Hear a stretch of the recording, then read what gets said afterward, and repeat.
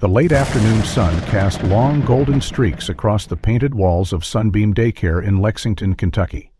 It was 5:45 p.m., and Rachel Morris, 28 years old and a seasoned caregiver at the center, stood near the admin desk, scanning the notifications on the recently installed Parent Check-in app. After years of working with children, she had developed an instinct, an almost maternal sixth sense, for when something wasn't right. As the end of the day neared, the familiar buzz of parents arriving to pick up their little ones filled the center with a mix of excitement and controlled chaos. Laughter echoed from the play area, sneakers squeaked across tiled floors, and voices called out cheerful goodbyes. But then Rachel's eyes landed on a name: Olivia Brooks, a 6-year-old girl who had become a regular fixture in the daycarage community. Her mother, according to the app, was already en route. That was Rachel's cue. She set her phone down and made her way toward the playground, her steps firm yet relaxed. The outside area was alive with energy, colorful jungle gyms, the sound of a skipping rope slapping the pavement, children shouting over each other in games of pretend. Rachel scanned the crowd until she spotted Olivia at the top of the slide, her auburn curls bouncing as she giggled with a small group of friends. "Olivia," Rachel called gently, crouching to meet the girl's eye level as she approached. "Your mom will be here soon to pick you up, sweetheart." Instantly, Olivia's expression changed. Her smile dissolved like ice in the sun, and her shoulders stiffened. She stepped away from her friends and backed up under the slide platform. "No," she whispered, her voice trembling. "I don't want to go home. Please, can I stay here?" Rachel's brows knitted together. "What's the matter, Olivia? You love going home, remember yesterday? You couldn't wait to show your mom the drawing you made." Olivia shook her head more urgently. "Please, Miss Rachel, I want to stay here. Everyone is nice here. At home, it's different." Her voice cracked mid-sentence, and Rachel's chest tightened. Olivia wasn't throwing a tantrum, not the kind that ends with pouting and folded arms. This was different. The fear in her eyes, the quiet desperation in her voice. It wasn't theatrical. It was real. Rachel lowered herself further, keeping her tone calm and gentle. "Different house, sweetheart. You can talk to me. Is something bothering you?" Olivia opened her mouth to speak, but froze. The loud chime of the daycare doorbell echoed through the hallways. It was the arrival bell, and Rachel instinctively knew it was for Olivia. "I think your mommy's here," Rachel said, putting on a cheerful voice, even as a sliver of worry lodged itself in her thoughts. "Come on, let's go say hi together." Olivia didn't move. She just shook her head and pressed herself closer to the wooden post under the slide. Her little hands clutched the beam tightly. Rachel didn't push. "All right, I'll tell her you'll be just a few more minutes. Sound good?" Olivia didn't answer, but she gave a small nod, her eyes flickering to Rachel's outstretched pinky. Rachel offered a pinky promise, but Olivia didn't lock fingers, just stared at it before nodding faintly again. Rachel stood, brushing off her needs, and quietly signaled to a colleague nearby. "Can you keep an eye on Olivia for a moment?" The colleague nodded, sensing something was off. With one last glance at the hiding child, Rachel turned and made her way back inside. Her mind churned. In all her years at the daycare, she had seen hundreds of kids cry at pickup, but this was different. Olivia's distress wasn't about leaving toys or missing playtime. Her fear was rooted in something deeper, something unspoken, something Rachel couldn't shake. As she approached the front desk, she expected to see Olivia's mother, Vivian Brooks, a woman she had met several times and who usually wore an air of overworked but genuine kindness. But today, a man stood there, mid-40s, medium build, slightly unshaven, with a calm, unreadable face. "Can I help you?" Rachel asked, her tone polite but guarded. "I'm here to pick up Olivia Brooks," the man said smoothly. Rachel's smile faltered for a fraction of a second. "Our system only allows pickup by registered guardians," she replied. "We'll need to scan the barcode from her mom's phone." "Ah, right," the man nodded. "Vivian sent me with her phone. She couldn't make it today. Something came up last minute." He handed over a phone already displaying the app. The screen confirmed his claim. It was Vivian's account. Rachel scanned it at the front desk computer. Everything matched, but her gut said otherwise. Something about his presence made her uneasy. And she couldn't forget Olivia's face just moments ago, her fear, her trembling voice, her desperate plea to stay. "Thank you," Rachel said, returning the phone. "Are you Olivia's father?" The man smiled. "Derek Brooks, yes. We met briefly at that parent picnic last year." Rachel recalled his face now, faintly. "Sorry, I didn't recognize you right away." "No worries," Derek replied. "Vivian just started a new job, so I'll probably be picking Olivia up more often. Should I go ahead and register you in our system so you'll have your own code in the future?" "Sure, that sounds great." Rachel helped him through the process, her hands moving efficiently, but her mind spinning. As she finalized his profile and sent the confirmation link to his phone, the unease in her chest only grew. With the administrative process complete and Derek Brooks officially added to the Sunbeam Daycare system, Rachel tried to shake the heavy feeling pressing down on her chest. Maybe it was just the adjustment, the natural tension of a new parent taking over pickup duties. Still, Olivia's face haunted her thoughts. "All right," Rachel said, forcing a polite smile. "You're all set. Let's go get Olivia." Derek nodded, stepping through the child-sized gate after slipping off his shoes. Together they walked down the hallway toward the outdoor play area. As they turned the corner, Rachel's eyes immediately went to the slide. Olivia sat at the top of the structure, her back pressed against the platform's railing. She wasn't laughing anymore. Her little face was pale, her eyes locked on her father's approaching figure, with an expression that made Rachel's stomach twist. "Time to go, sweetheart." The moment Olivia heard him, her small body shuddered. She recoiled, inching herself further into the shadows of the play structure. "Come on now," he continued, stepping forward with his hand outstretched. "Let's not make a scene." Rachel watched closely. Olivia didn't move. Her eyes darted between Rachel and Derek, full of fear. Then, reluctantly, she reached out her hand, barely brushing against her father's fingers. Derek grasped it and guided her down the slide slowly. She moved stiffly, her usual playful energy nowhere to be found. At the bottom, she landed with a soft thud, still holding onto her father's hand, but everything about her demeanor screamed reluctance. In the locker area, Rachel retrieved Olivia's backpack and water bottle. She knelt to help the child with her shoes, but Olivia wouldn't budge. When Derek crouched down to assist, Olivia suddenly pulled away and bolted toward the playroom door. Rachel's breath caught. She instinctively moved to intervene, but Derek laughed awkwardly and said, "Looks like my kiddo's really attached to this place." "Hot?" Rachel didn't respond. She watched as Olivia reached up for the door handle, which was set high, intentionally out of reach for children. Before she could turn it, Derek caught up and scooped her into his arms. Olivia immediately started to cry, her tiny fists pounding weakly against his chest. "I don't want to go," she sobbed. "I want to stay with Miss Rachel." The child's cries grew louder, drawing attention from other staff and a few remaining parents. Rachel moved quickly, retrieving Olivia's belongings and meeting them at the door. Derek's grip remained firm but not aggressive. "Be a good girl now, okay?" he said, his voice low but tight. "We'll come back tomorrow. Right, Rachel?" Rachel forced herself to nod. "Of course, Olivia. We'll be right here, waiting." Olivia didn't look at her. She clung to her father, her face buried against his shirt, still trembling. As they stepped out the front door, Rachel stood still, the image of Olivia's tear-streaked face burned into her mind. She was used to tough goodbyes. Some kids threw tantrums, others begged for more playtime, but this wasn't that. This wasn't frustration or fatigue, this was fear. Something was wrong. Moments later, another parent arrived, snapping Rachel back to reality.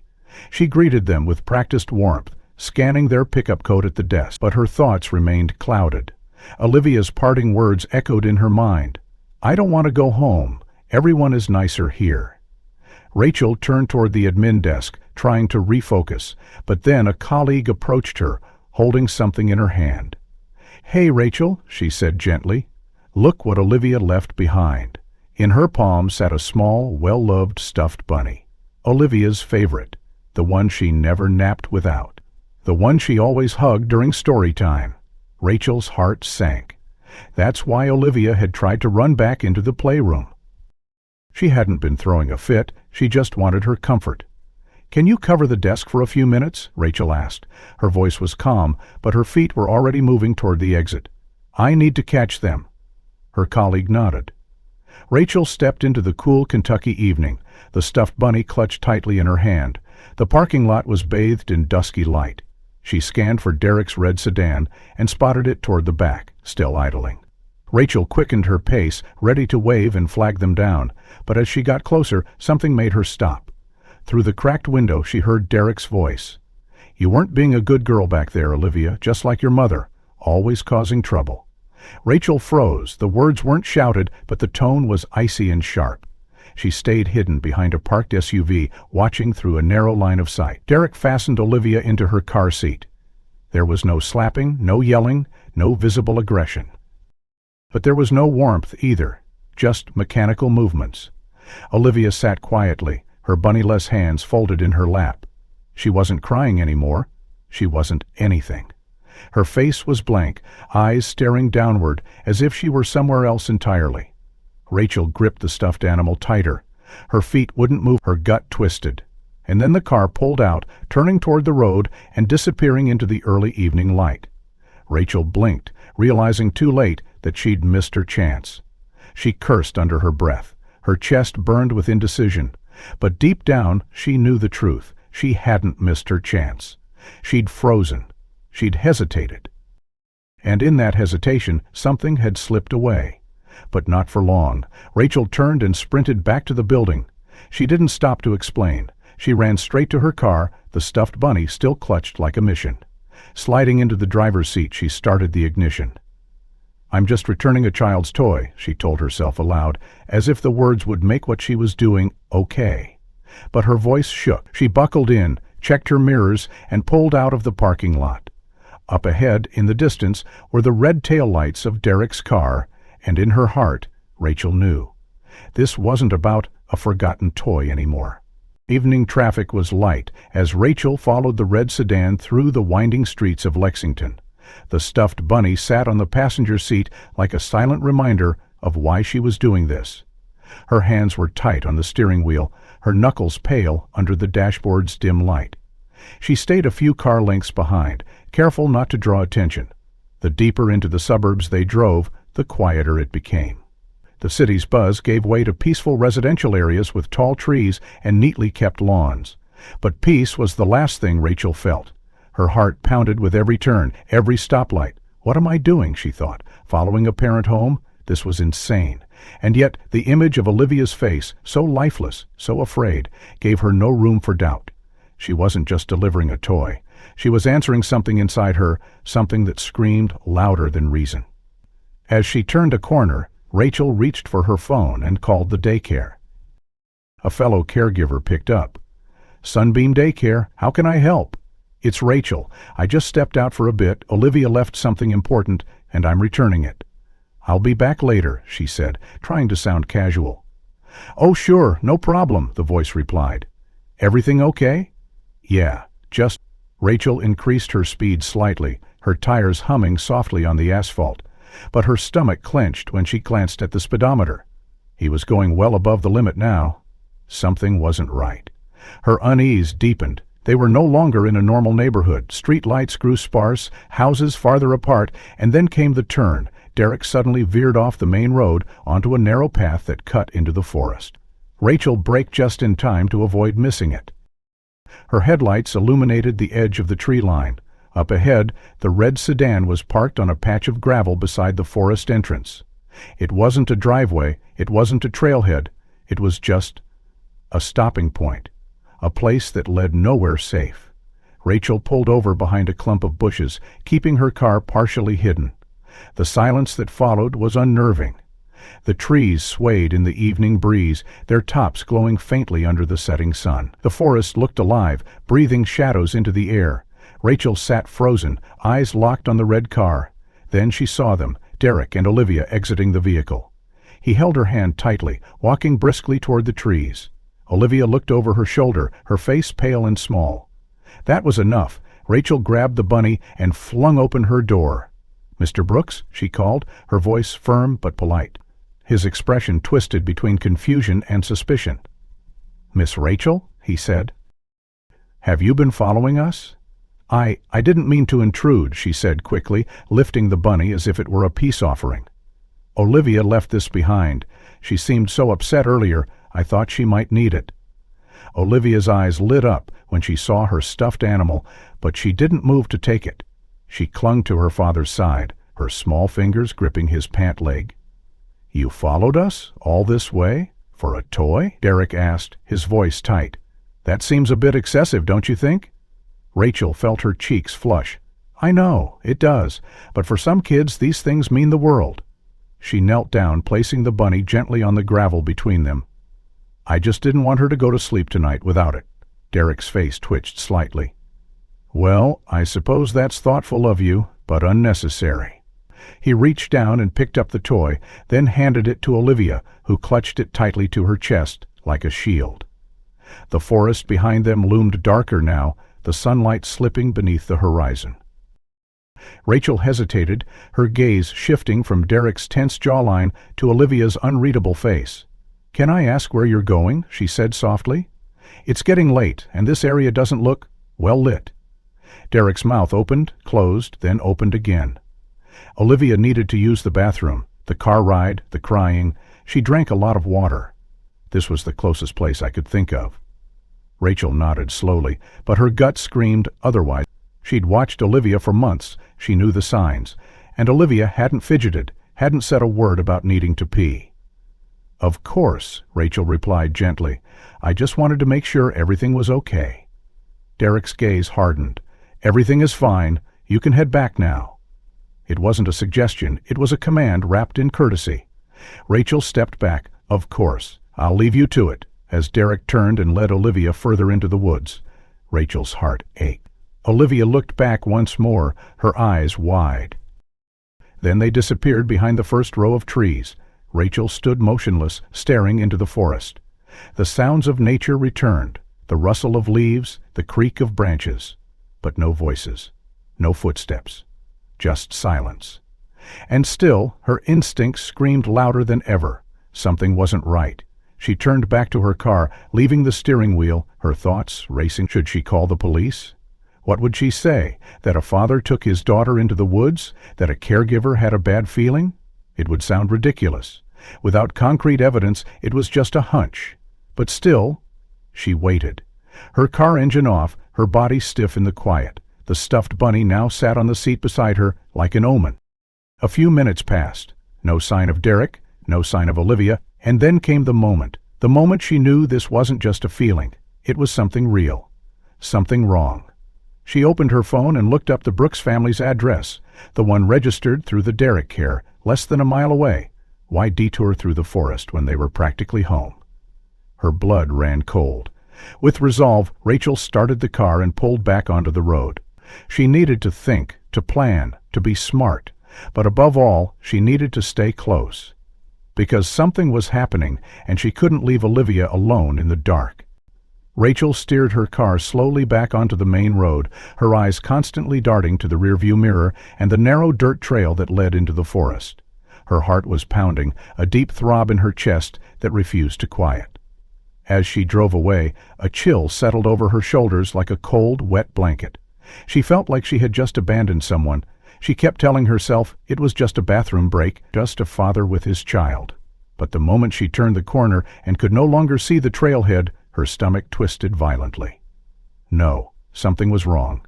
She needed space to think, needed time to calm down and decide what to do next. And then she remembered the gas station just a block ahead, its flickering neon sign always visible from the Daycare parking lot. It was the last building before the forest swallowed the road whole. She pulled into the gravel lot and parked in a space angled just enough to allow her a clear line of sight to the road leading back into the woods. She killed the engine, letting the silence settle. Her hands were still trembling on the wheel. She took out her phone, opened the GPS app, and typed in the Brooks address again. It popped up, just 0.9 miles from where she had seen Derek pull into the forest. Her breath caught. Why stop there, if home was so close? Her instincts screamed. There was no logical reason, no justification. A father wouldn't pull into a dark, remote forest less than a mile from home just because his daughter needed to pee. Not when they had a working bathroom. Not when there was still daylight. and definitely not when the child looked terrified. Rachel closed her eyes, taking deep, steady breaths. 1, 2, 3. Still her thoughts raced. She opened the Sunbeam Daycare's cloud drive from her phone, searching the parent database. Within seconds she found it, the Brooks profile. Vivian and Derek Brooks. Listed home address. Registered pickup credentials. She scrolled further, looking at profile pictures. Vivian had a smiling headshot. Derek's was blank. Strange. Most parents had at least one picture on file. She flipped to social media, searching their names. Vivian's profile was set to private, with minimal posts. Derek's was public, but sparse, mostly work-related links. A few photos. But one thing stood out. In every image that included Olivia, she wasn't smiling. Not one. Rachel scrolled faster. More photos, more stiff poses. Derek's captions were always glowing with pride. Father-daughter day. My princess and I at the park. But Olivia's eyes looked vacant, detached, and Vivian was nowhere in sight. Not one post featured her. Not one mention. It was like she didn't exist. Rachel's unease hardened into something sharper. She couldn't wait much longer. But going back into the woods alone felt reckless, even dangerous. Instead, she opted for a compromise. She would wait, observe. If the car returned, maybe that would be enough to put her mind at ease or give her the final push she needed to call the authorities. Her stomach growled. She hadn't eaten since lunch back at the daycare. Maybe she'd feel more clear-headed if she got something in her system. She stepped out of the car, the cool air biting against her arms. The gas station was nearly empty. A lone clerk stood behind the counter, half watching a muted baseball game on the ceiling-mounted TV. Rachel grabbed a bottled coffee and a packaged pastry, paid quickly, and stepped back outside. She had barely sat down when it happened. A red blur sped past the front of the gas station. Her heart slammed into her ribs. It was Derek's car, she knew it, no mistake. She hadn't even opened the coffee yet. Rachel dropped the pastry onto the seat, threw the drink into the cup holder, and started the car. Gravel spat under her tires as she reversed out of the lot and merged onto the road. But by the time she reached the main street, she was stuck, no idea which direction Derek had taken. Her heart thudded painfully. She scanned every street sign, every moving vehicle, but it was useless. The car was gone. Then she remembered the address, the Brooks house. If Derek was done in the woods, that's where he'd be going. It was a gamble, but the only lead she had. She punched the address into her GPS and made a sharp right. The houses grew larger as she neared the neighborhood. Trees lined the sidewalks. Porch lights flickered on as evening fully set in. Then she saw it. A white two-story house with a red sedan parked in the driveway. Rachel pulled to the curb a few houses down, parking in the shadows beneath a swaying oak tree. She turned off her headlights and killed the engine. The house looked peaceful, still, normal, but Rachel's pulse didn't slow. She cracked her window slightly and stared at the home. Nothing moved for several minutes. No one came out. No lights turned on. Then, just as she reached for her coffee, she heard it. A sharp crack. Glass. Shattering. Her head whipped up. It came from the house. Her eyes locked on the front window, straining to see. Then came a voice. A woman's voice. Desperate. Panicked. "Stop! Please! Not in front of our daughter!" Rachel froze. The coffee slipped from her hand and sloshed onto the console. Her breath caught in her throat. She grabbed her phone, opened the camera, and zoomed in on the front windows. A shadow moved, just a flicker, but enough to catch her breath again. A man's silhouette, tall and deliberate. Then the curtains snapped shut. Rachel's hands trembled. She hit record. No sound came through the window now, but she could still hear muffled shouting, tones filled with fury. Suddenly, the shape of something long and blunt rose behind the curtains. "A bat, or a stick," she gasped. Everything clicked in her mind. The tantrum, the terror, the forest, the lies, Olivia's blank eyes. Rachel ended the recording and immediately dialed 911. 911, "What's your emergency?" "I need to report a possible domestic violence situation," she said, her voice trembling. "I saw something bad." The dispatcher asked for the address. Rachel gave it. "Please hurry," she added. "I think the child's in danger." As Rachel gripped her phone, the voice of the dispatcher remained calm and steady, grounding her in the chaos. "Officers are on their way," the woman assured. "Can you tell me your name and confirm that you're in a safe location?" "My name is Rachel Morris. I'm in my car parked a few houses down. I don't think they know I'm here," Rachel whispered, her eyes never leaving the Brookses' house. "Good," the dispatcher replied. "Stay where you are, keep yourself safe. If anything changes, I want you to let me know immediately." Rachel barely nodded, even though she knew the dispatcher couldn't see her. Her eyes were fixed on the house. The porch light flickered, then the front door swung open. Derek Brooks stepped outside. Rachel's breath caught in her throat. He looked different. His steps were jerky, his head swiveling left and right as if checking for observers. His face twisted in a way that chilled her, half panic, half rage. "He's coming out," Rachel whispered. "He looks angry. He's heading to the car." She watched as he stormed toward his vehicle, yanked the door open, and reached inside. For a terrifying second, Rachel thought he might be trying to flee, or worse, return with another weapon. "He's reaching inside the car," she told the dispatcher urgently. "There's a scratch on his arm, and he's trying to hide it under his sleeve." "Understood," the dispatcher said. "Officers are turning onto your street now." And then came the sound, sirens in the distance, growing louder by the second. Red and blue lights painted the houses in pulses of urgency. 2 police cruisers screeched to a halt in front of the Brooks residence. 4 officers jumped out, weapons drawn. "Pull us! Stay where you are!" "Hands in the air," one officer shouted. Derek froze. Slowly, he lifted his hands, his jaw clenched tight, his expression unreadable. Rachel's gaze shifted to the house, where she caught movement behind a window. Her heart leapt. Olivia. The little girl was peeking through the glass, clutching her bunny tightly to her chest, her wide eyes reflecting the red and blue chaos outside. "I see the child," Rachel said softly into the phone. "She's in the window. She looks scared, but she's not hurt." "Officers will make sure she's safe," the dispatcher replied. "You've done a great job, Rachel. Just stay where you are." But Rachel's eyes remained fixed on Derek. One of the officers approached him cautiously, while another began to pat him down. Rachel flinched when Derek's hand twitched, just slightly, toward the inside of his coat. "Don't move," an officer barked. "Keep your hands visible." Derek froze again. The officers moved quickly now, securing him and pulling his arms behind his back. One of them reached into his coat and pulled out a house key. Another officer, who had circled to the driver's side of the car, leaned in and then suddenly jerked back. "Got a weapon here?" he called out, holding up a large, heavy hammer. Rachel gasped. The hammer's metal head glinted ominously under the cruiser's headlight. The arresting officer gave Derek a hard look and gripped his arm tighter, escorting him toward the patrol car. The second officer bagged the hammer carefully, labeling it as evidence and placing it into the trunk of the cruiser. Meanwhile, the key was used to unlock the front door of the house. An officer called out, "Police, is anyone inside?" No answer. Weapons drawn, they entered cautiously, flashlights cutting through the dim interior. Rachel sat frozen, her fingers wrapped tightly around her phone. Her thoughts were racing, and then the front door opened again. 2 officers stepped out, gently guiding a child, Olivia. Her bunny still clutched in her arms, her face pale but intact. As soon as Olivia spotted Rachel standing beside her car, she broke free and ran toward her. "Miss Rachel," she cried. Rachel knelt down and caught her in a tight hug, the child trembling in her arm.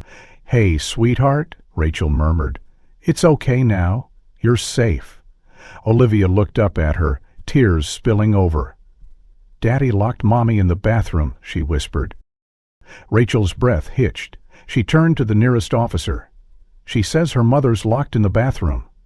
The officer's eyes widened. "Copy that," he said into his radio, turning back toward the house and relaying the update.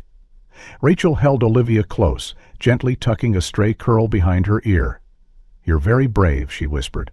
"I'm so proud of you." Olivia looked up, her lips trembling. "I didn't tell anyone before," she admitted, "because Daddy said if I ever told what he did to Mommy, he'd do it to me too." Rachel's heart clenched, but she kept her face calm and her voice steady. "You're safe now. You did the right thing." "He said I'm not Mommy's little girl anymore," Olivia added, her voice barely audible. "He said I have to grow up now." Tears welled in Rachel's eyes. She pulled the girl closer, holding her like something sacred and breakable. Just then, the front door opened once again. This time, 2 officers emerged, flanking a woman, bruised, disheveled, her lips split, one eye already swelling shut. It was Vivian Brooks. When she saw Olivia, she broke into sobs. "Olivia!" she cried, arms open. The little girl rushed forward, bunny in hand, and threw herself into her mother's arms. Rachel watched, her own chest aching. She didn't realize she was crying until she felt the tear on her cheek. An officer approached her quietly. "Ma'am, we'll need your statement," he said gently. Rachel nodded, still watching the mother and daughter clinging to each other. Derek Brooks was being placed into the back of a squad car. As the door slammed shut, he turned, his eyes locking with Rachel's. His expression was pure venom. "You," he snarled. "You were following me? You think you're a hero? I'll make sure that Daycare of yours regrets this." Rachel shivered, but stood her ground. "You can rant all you want," she muttered. "You're done." As the door closed and the cruiser drove away, she turned back toward the house, where the paramedics were arriving. Rachel helped Olivia and Vivian walk toward the ambulance. Both mother and daughter needed medical care. Both carried wounds that would take longer to heal than a night. But they were alive, safe. Rachel watched as the 2 were gently helped into the back of the ambulance. The officer turned to her once more. "Miss Morris, thank you," he said. "Your instincts, you probably saved their lives tonight." Rachel nodded slowly, her voice caught in her throat. Then she looked down at Olivia's bunny, still clutched in the child's arms, and she realized that what had started as a simple decision to return a forgotten toy had become something far more important. The flashing lights of the police cruisers gradually faded into the night as the officers secured the scene and transported Derek Brooks away in handcuffs. Rachel remained standing near the sidewalk, watching as paramedics tended to Vivian and Olivia in the back of the ambulance. The quiet hum of medical equipment and murmured reassurances contrasted sharply with the chaotic images that had filled Rachel's mind just minutes earlier. One of the officers approached her again, this time with a notepad in hand. "Miss Morris, we'll need your full statement now. Can you walk us through exactly what happened this evening?" Rachel nodded, taking a deep breath as she began. She described Olivia's unusual behavior during pickup, her reluctance to leave with her father, and the child's sudden meltdown under the slide. She explained the strange substitution of Derek instead of Vivian, despite the registration records indicating only the mother was authorized to pick Olivia up. She talked about the cold, emotionless tone Derek had used, the fear in Olivia's eyes, and how all of it didn't feel right. Then she detailed the forgotten stuffed bunny, the decision to follow them, and the detour into the forest that made no sense. Her voice faltered slightly when she described the scene at the gas station, how she saw Derek's car speed past, and how her instincts told her to go to the Brookses' home. The breaking glass, the scream, the silhouette behind the curtain holding a bat, it all poured out in a cascade of vivid detail. She handed over her phone, showing them the video she had recorded outside the house, including the moment the curtain was drawn and the unmistakable outline of violence behind it. The officer's expression grew more serious with each word. He took careful notes and occasionally looked up to clarify a timeline or ask a small detail. When she finished, he gave her a small nod. "Thank you, Miss Morris. That was thorough. And brave. Your actions tonight prevented something much worse." Rachel nodded silently, her throat tightening. Just then, she felt a gentle tug on her sleeve. Turning, she saw Olivia standing beside her, bunny in hand, her face pale but determined. "Miss Rachel," she whispered, "can I talk to you, alone?" Rachel glanced at the paramedic, who gave a nod of approval, and then crouched down beside the child. "Of course, sweetheart. What is it?" Olivia looked down, fiddling with the bunny's ear. "There's more," she said softly, "about the forest." Rachel kept her tone gentle.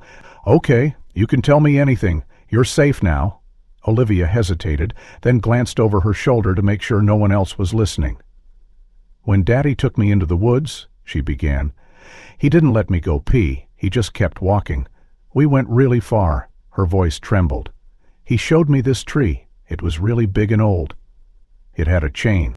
Olivia nodded. "He said if I ever said no to going with him again, he'd take me there and lock me up. He said Mommy wouldn't be able to save me." Rachel's stomach twisted. "And is that why you ran away from him today?" Olivia nodded again, eyes watering.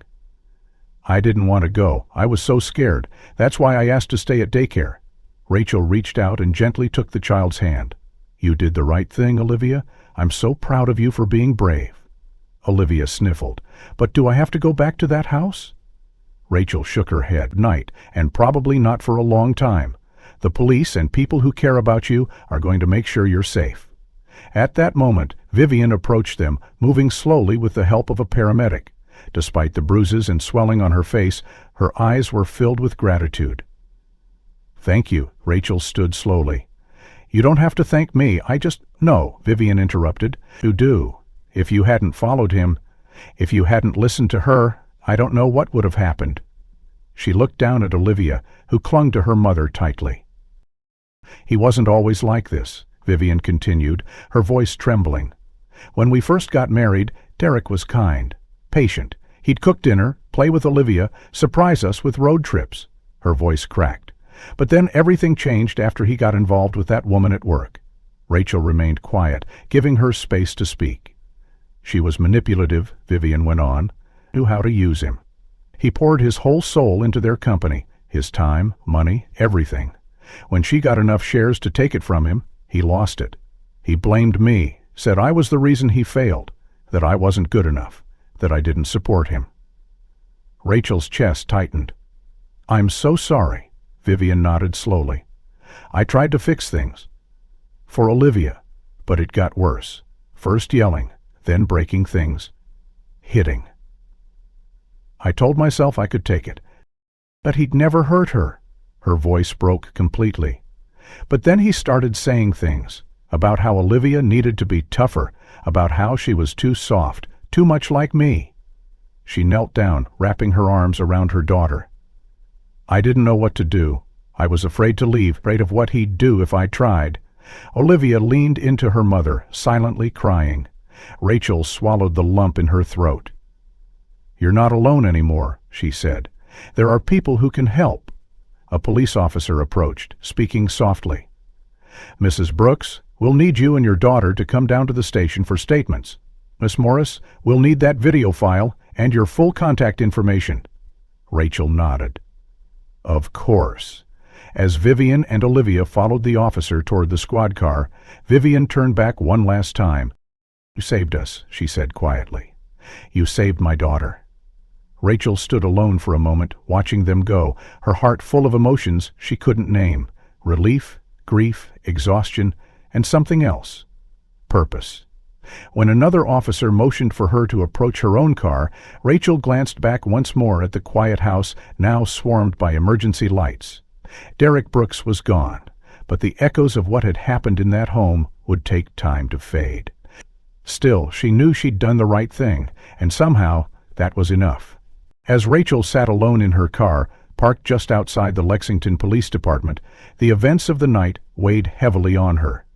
The building loomed ahead, its glass doors aglow under sterile white lights, offering both a sense of relief and unease. Inside, Vivian and Olivia were being interviewed by detectives and trauma specialists. Medical personnel had escorted them through a side entrance earlier, and Rachel had watched silently as mother and daughter disappeared down a hallway, still clutching each other like lifelines. Rachel knew she had done the right thing.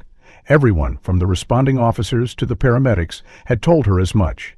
But in this quiet moment, when the adrenaline had begun to drain and the silence settled back in, doubt crept in around the edges.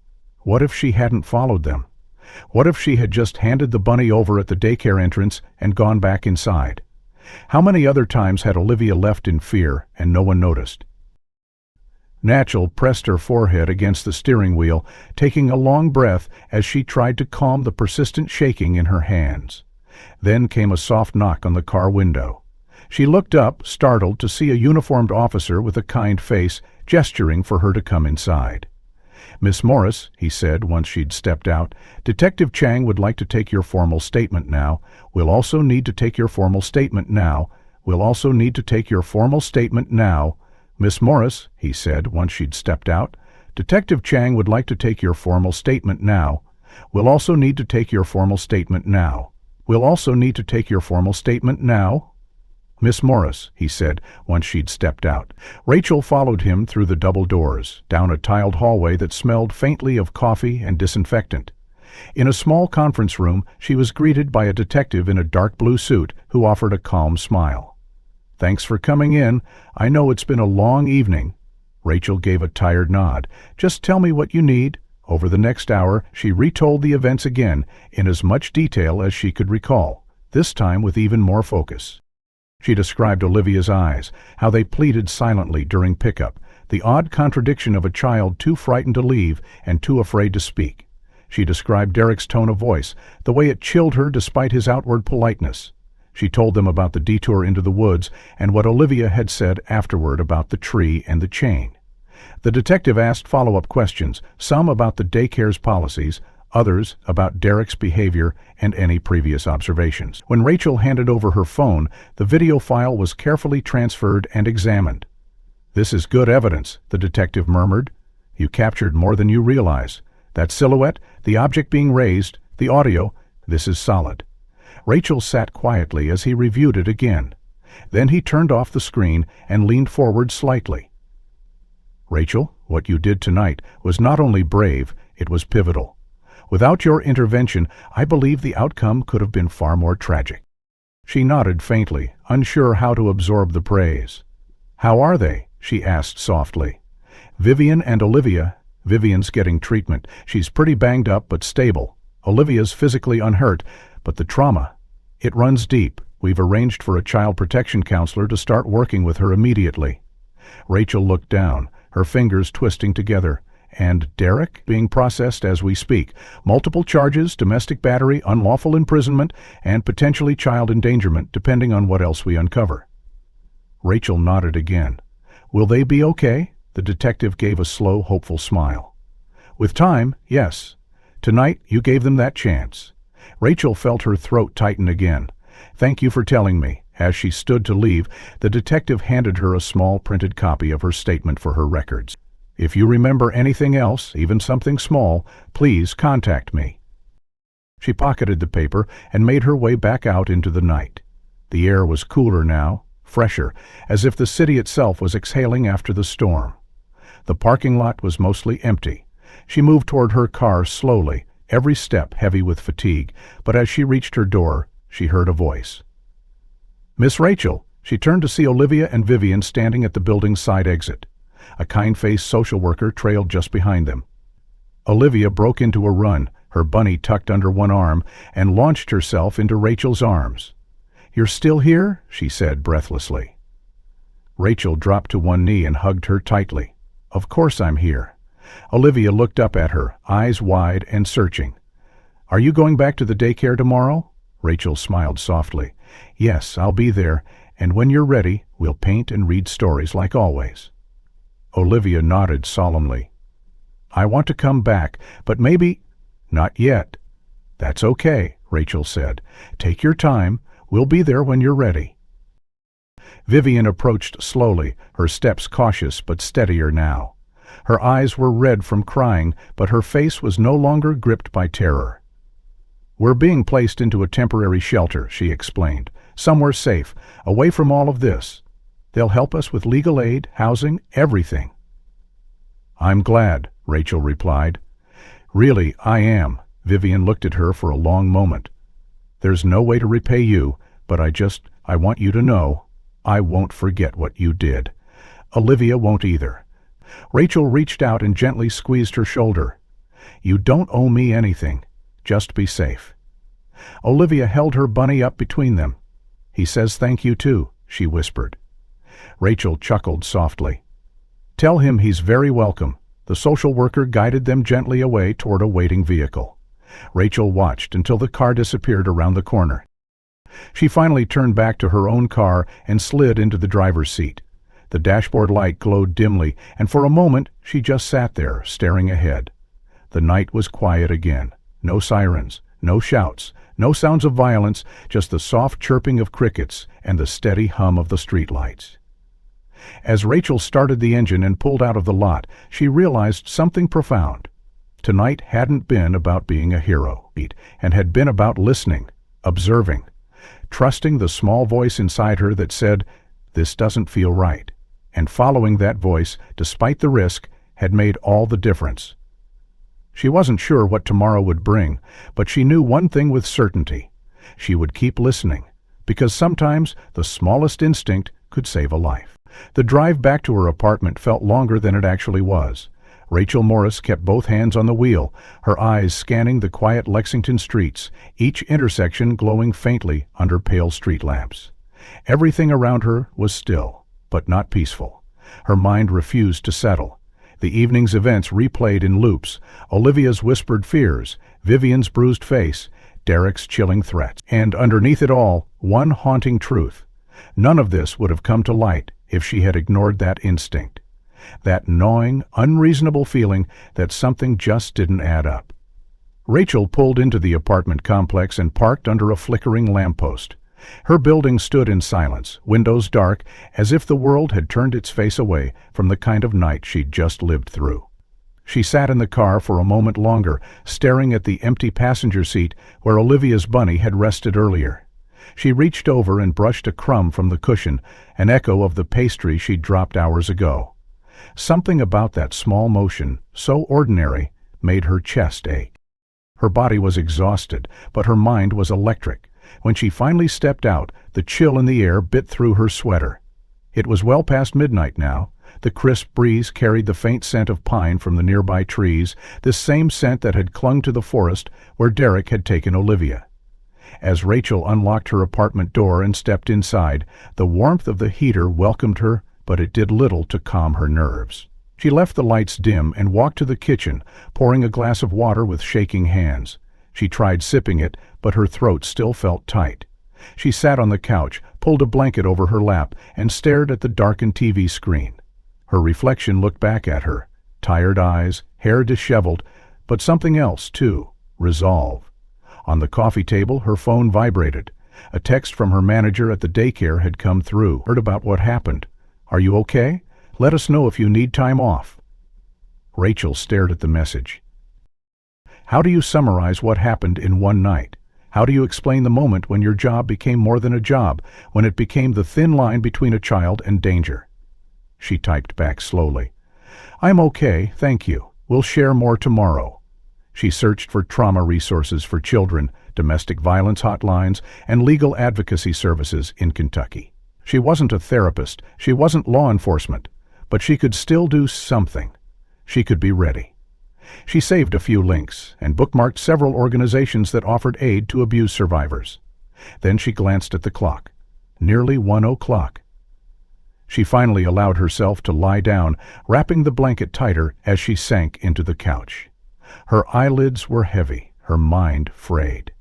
Sleep found her slowly, dragging her into a dreamless state.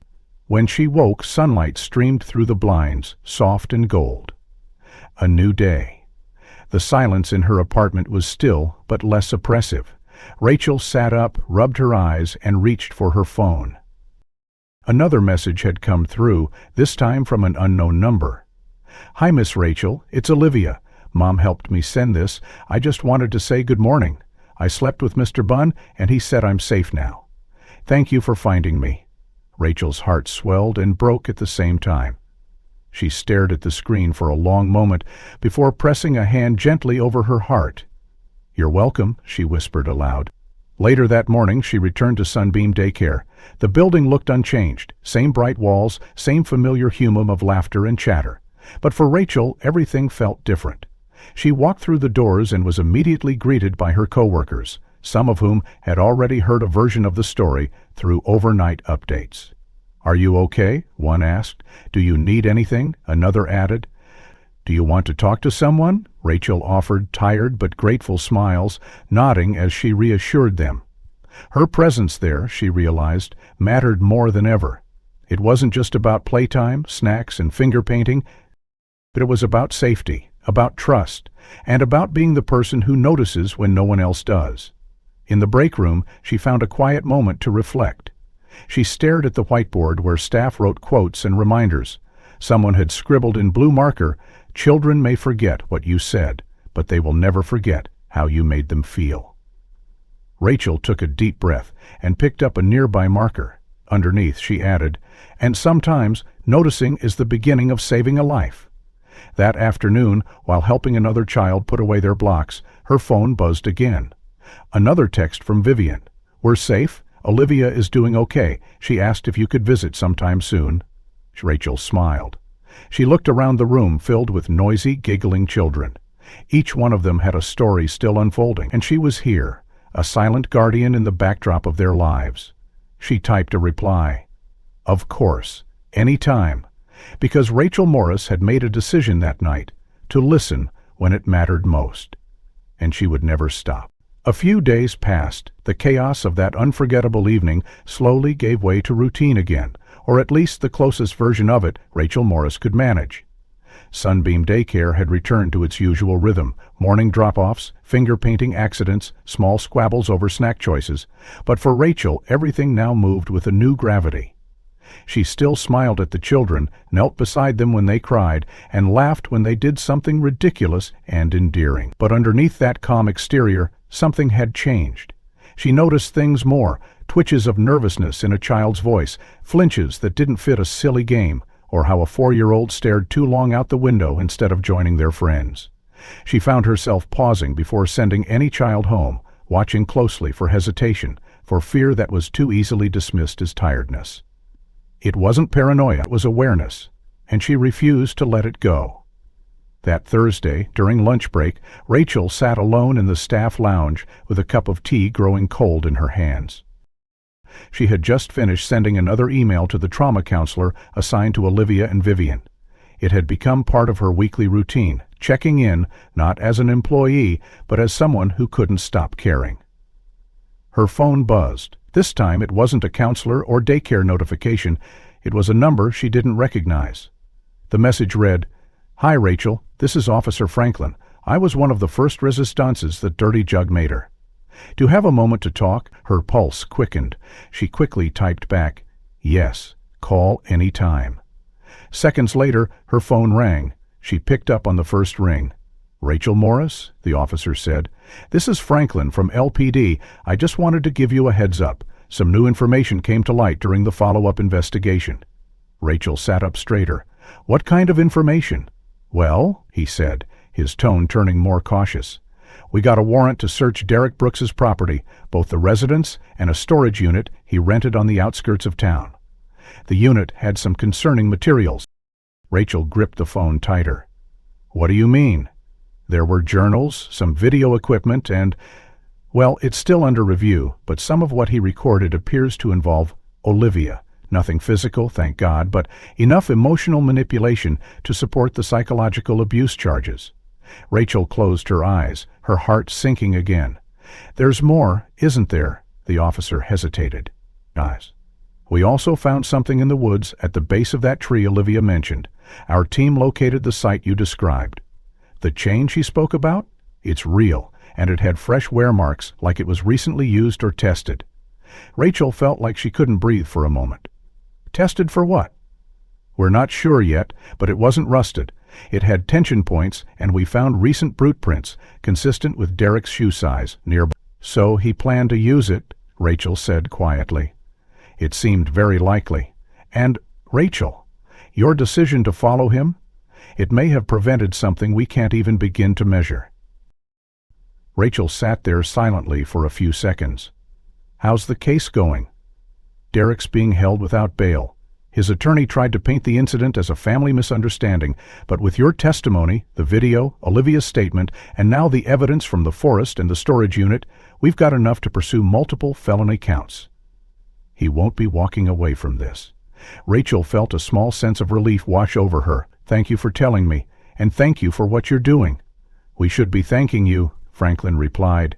"You did more than most people ever would." After the call ended, Rachel sat for a long while in the quiet of the lounge. She stared at her tea, now lukewarm, and took a small sip. Outside the window, she could hear children laughing in the distance. The sound was pure, hopeful, and fragile. That weekend, Rachel made plans to visit Olivia and Vivian. With support from local organizations, they had been moved into a transitional housing facility. A safer, warmer place with locked doors and a courtyard full of flowers. When Rachel arrived, Olivia came running down the front steps. "Miss Rachel," she called, throwing herself into her arms. "You came." "Of course I did," Rachel said, lifting her gently. "I promised, didn't I?" Vivian stood nearby, dressed simply, but her posture had changed. She was no longer caving inward with fear. She walked tall, her bruises faded, but not forgotten. "It's good to see you," she said, offering Rachel a soft smile. "Too?" Inside their small apartment, Olivia proudly showed Rachel her drawings. One of them featured a girl with curly hair and a woman with a ponytail standing next to a tree with a broken chain drawn around it. "That's us," Olivia explained, "and that's the tree. But we cut the chain." Rachel blinked away the tears that rose uninvited. "That's a beautiful picture, Olivia." "You helped me be brave," Olivia said, "even when I was scared." Rachel reached out and hugged her again. "That's because you already had bravery inside you. I just reminded you it was there." Before leaving, Vivian pulled Rachel aside. "I want you to know we're working with an attorney now. There's still a long road ahead, but I'm not afraid anymore. And Olivia's sleeping through the night." "That's new," Rachel nodded, her voice catching. "You're both stronger than you know." As she left the apartment and walked toward her car, Rachel looked up at the sky. The clouds had parted, and the sun broke through, spilling golden light across the sidewalk. It was the first time she had noticed it in days, and it felt like a beginning, not just for Olivia and Vivian, but for her too. A beginning of never overlooking the quiet signals again, of never doubting that following her instinct could matter, could save someone. And perhaps most importantly, of knowing that sometimes the small, ordinary people became protectors in the most extraordinary moments.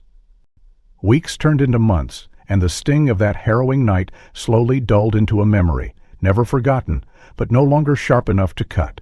For Rachel Morris, life at Sunbeam Daycare resumed its steady rhythm, and while the surface of her days returned to normal, story time, spilled juice, paint-covered hands, the undercurrent of vigilance never left her.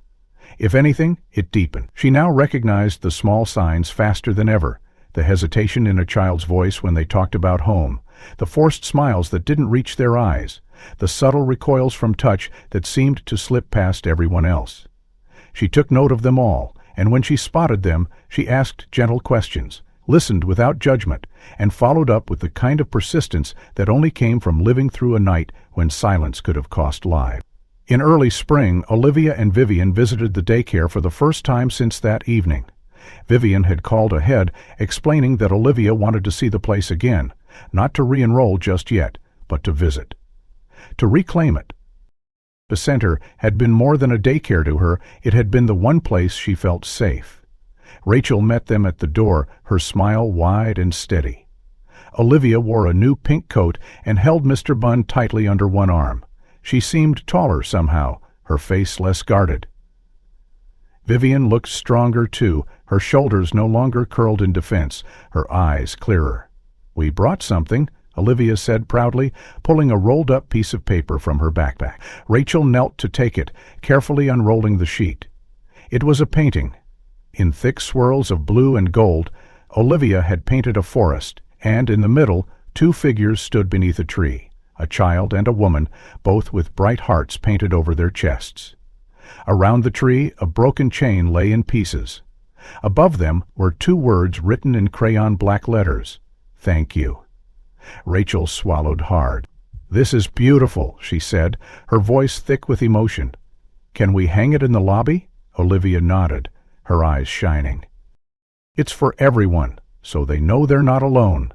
Vivian gently squeezed Rachel's arm. "She's been writing letters too, to other kids in shelters. She says if they know someone cared enough to follow her into the woods, maybe someone will care for them too." Rachel blinked back tears. "That's one of the bravest things I've ever heard." After their visit, the painting was framed and hung by the front entrance of Sunbeam Daycare. It became a quiet beacon, a symbol of courage and what it meant to truly notice. Every parent who walked in passed it. Some asked about it, some simply stared, and for those who needed it most, it said something words never could. In the weeks that followed, Rachel was invited to speak at a local community forum organized by the city's Department of Child Welfare. The topic was simple: how everyday caregivers, teachers, daycare workers, neighbors could be the first line of defense. She stood in front of a modest crowd that included social workers, school staff, and foster parents. Her palms were damp as she began, but her voice didn't waver. She told them about Olivia, about the pinky promise under the slide, the red car, the stuffed bunny, and the forest. She told them how her gut screamed, even when the rules said everything looked fine. "We all want to believe that danger wears a mask," she said, "that it comes with warning signs and red flags and sirens. But the truth is, it's quiet, it's subtle, and if you don't train yourself to listen closely, you might miss the moment that matters most." Afterward, several attendees approached her to thank her. One woman, a teacher from a neighboring town, said, "I've had a few gut feelings I ignored, but after tonight, I won't ignore them again." Back at the daycare, Rachel continued her work, more dedicated than ever, each with their own quirks and giggles, tantrums and truths. She didn't become a hero. She didn't seek attention, but among the staff she became a quiet example of what it meant to care beyond the job description. Then, one Monday morning, nearly 4 months after the night that had changed everything, Rachel opened her mailbox to find a letter addressed in childlike handwriting. It was from Olivia. Inside was a card drawn with colored pencils. On the front was a forest, peaceful and green. Inside were just 5 words: "I feel safe again now." Rachel pressed the card to her chest, closed her eyes, and let the silence speak. She didn't need applause or recognition. This small declaration of healing was more than enough. In the end, the story wasn't just about what had been stopped, it was about what had been saved. A childhood, a mother, a sense of safety. And in the quiet aftermath, Rachel realized that saving a life didn't always look like heroism. Sometimes it looked like noticing a little girl who didn't want to go home, listening when she couldn't say why, and choosing not to look away. In that choice, everything changed. And in that moment, quiet, persistent, ordinary, Rachel became what every child hopes for in their darkest hour. Someone who notices, someone who acts, someone who doesn't stop until the truth is heard. If this story moved you, don't forget to hit like and subscribe for more true inspired mysteries like this one. We'd love to hear your thoughts. What part of this story surprised you the most? And where in the world are you watching from? Drop a comment below and let's talk about it.